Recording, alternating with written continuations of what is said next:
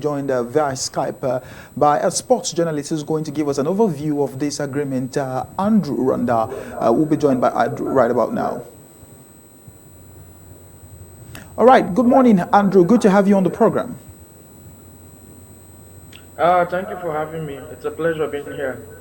All right, Andrew, the major issue we want you to talk about on today's edition of the program is the deal between the LMC and Red Strike Media. Now, we know that that particular deal makes provision for the Red Strike Media to stream NPFL matches every week of at the resumption of the expected 2020-2021 season. Now, we know that there will be no fans at the stadium, but what we are aware of is now that these matches are going to be streamed by the Red Strike Media. Now, we want you to tell us the implication of this for the NPFL in general. We also want you to tell us about the commercialization aspect of this deal.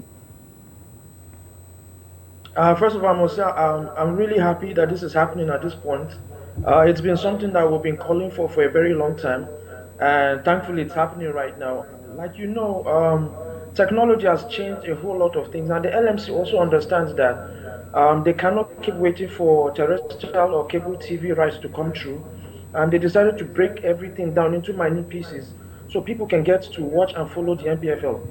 For me, it's a very, very good deal, and I can't wait for it to start. First of all, we're going to see NPFL games being streamed live via Red Strike Media in collaboration with other firms too, like Next TV and Etisala too, who probably and I think should be the carrier, the network provider that will carry most of these things and maybe provide data-friendly packages for people who are going to watch the NPFL on via their channel. So it's a very interesting one. And don't forget, it's not just about the streaming. There are other productions that are going to be done and sent out so people can get to follow their clubs, get to follow the players that they do enjoy. They're also going to help other clubs to set up their media teams and also get them to develop club-specific apps that their supporters can also follow through. And most importantly, we've been talking about community membership of clubs. So it's gotten to a stage where Red Stripe are going to help clubs to set up their community membership, to set up their community type club, so people and those that stay near the clubs can get a feel that they are actually part of the club. And that's the most fundamental thing that takes fans to the stadium. If you've lived in Europe like I have, you get to understand that most people around the localities, for example, say West Brom, they're really attached to the club. There's that community feel that this club is part of us. This club is so it's going to bring people closer to the club, closer to the players, and then that's the after effect of all those things will go a very, very long way in getting people to come back into the stadiums and get the people to actually start supporting Nigerian clubs just the way they did in the 60s and the 70s, the 80s and up to the mid 80s. Yeah. Okay, good to have you, Andrew. Let's talk about the NPFL clubs now. What money? Let's just break it down. Well, what level of financial implication does it have for the clubs? What do they stand to gain? The players also. Can we also begin to talk about image rights for our players? We've seen this in Europe. What is the implication for the players and for the clubs in terms of commercial benefits?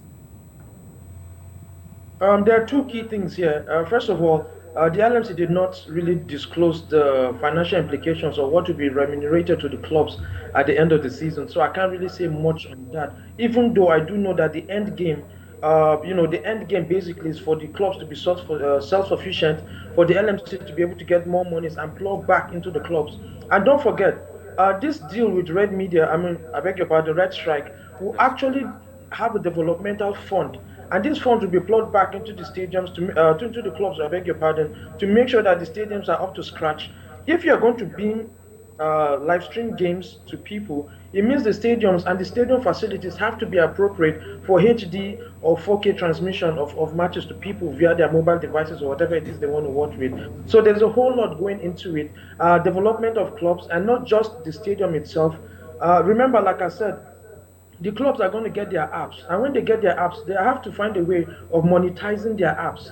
And then, of course, Red Strike will also find a way of monetizing whatever it is that they do. And then the money is generated from sponsorships based on what Red Strike and Next TV intend to do will be collected into like a mutual fund, which we disbursed to the clubs at the end of the day. So this is an ongoing thing. Maybe the first 1 or 2 years we might not really necessarily see much money is coming through, but I'm expecting by the third, fourth year it will begin to pick up. This deal signed by the LMC is a long-term deal to cover for a whole lot of things, and it's going to be financially helpful to the clubs, financially helpful to the players, which means the clubs will have extra funds to take care of extra things to make the players comfortable. So I'm looking at it from a wholesome, holistic perspective, where at the end of the day, most of these developmental funds will be plugged back into the club so they can take care of their feeder teams, their academies, their training pitches, the stadium. If you go to, like you're a journalist like me, if you go to most stadiums, they hardly have media tribunes where you and I can sit down and do our work properly.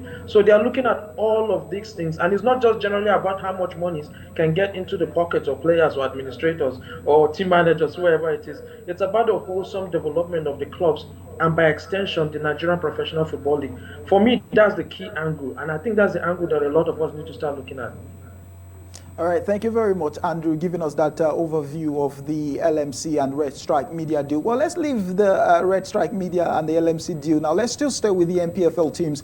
Let's talk about Plateau United and let's talk about Rivers United. Before we let you go, Plateau United, we know, will be representing the country in the CAF Champions League. And Coach Maikaba has come out to say that the semi-finals is the target. And I really don't know what your reaction to that will be, considering the fact that we still have COVID-19 restrictions in place. So some of these teams have not been able to train as regards the CAF Champions League. And that aside, I also want you to talk about the fact that Rivers United are still very much displeased with how the league was concluded using the weighted point per game formula, saying that that issue may likely drag to the Court of Arbitration for Sports. I quickly want your reaction on these two issues.